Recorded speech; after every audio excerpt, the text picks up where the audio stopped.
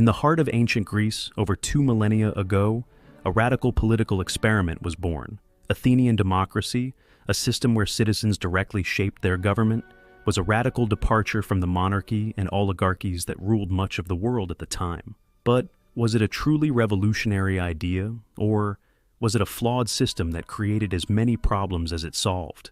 Today we will explore this question. Was Athenian democracy a revolutionary idea, or a deeply flawed system?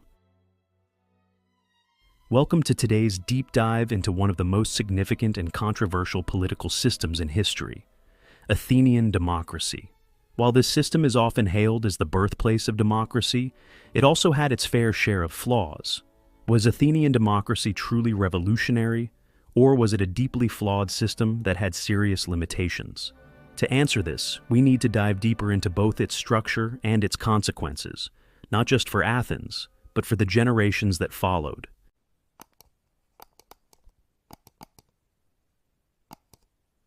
To understand Athenian democracy, we need to first look at its roots. It was born in the 5th century BCE in Athens, a city-state with a history of political experimentation. The foundations of democracy were laid by Cleisthenes in 508 BCE. But it was really during the leadership of Pericles that democracy flourished into its recognizable form.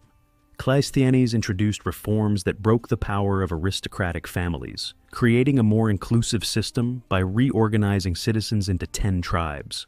These tribes were used for public office selections and military service, allowing for broader participation.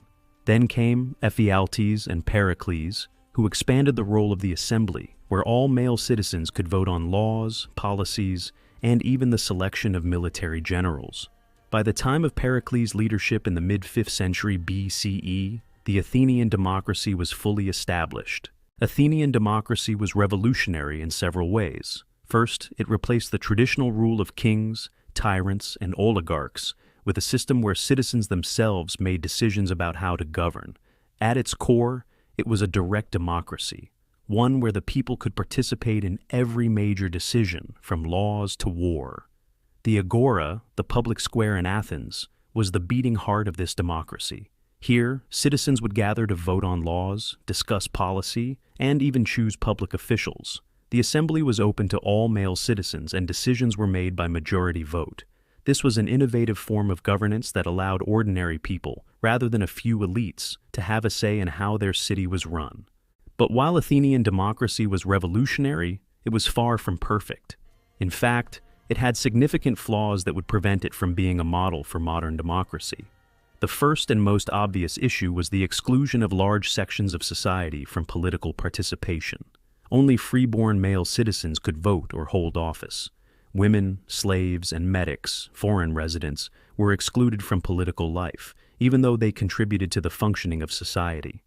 Athenian democracy, as advanced as it was, did not include all the people who lived within its borders. In fact, this meant that the majority of the population was disenfranchised.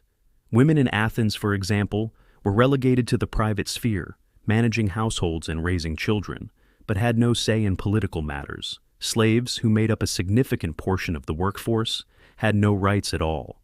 And medics, while often playing critical economic and cultural roles in the city, were denied the privilege of full citizenship. So, for a system that claimed to give power to the people, it left out a huge percentage of the population.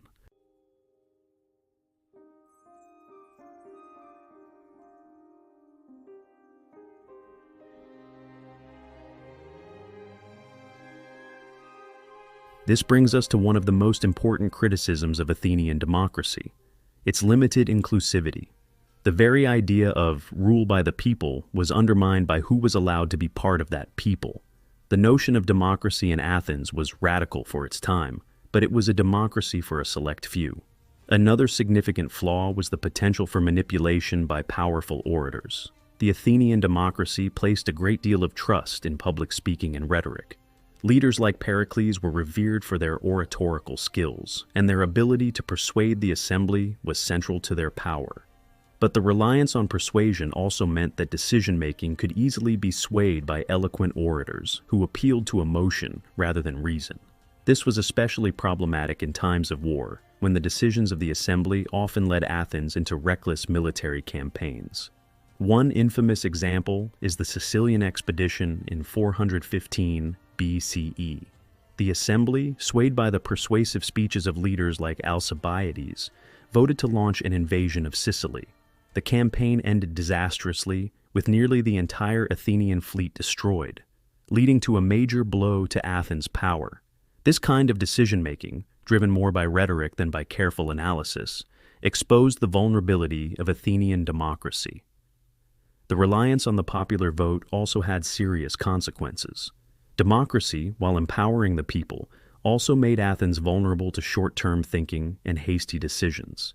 And this, of course, raises another crucial question. Does democracy, in its purest form, always lead to the best outcomes? One of the most significant challenges Athenian democracy faced was its internal instability. The Peloponnesian War, 431 to 404 BCE, a long and grueling conflict between Athens and Sparta, was a direct result of Athens' democratic decision-making. While Athens was initially successful in its war efforts, the constant shifting of policies, depending on the mood of the assembly, proved disastrous.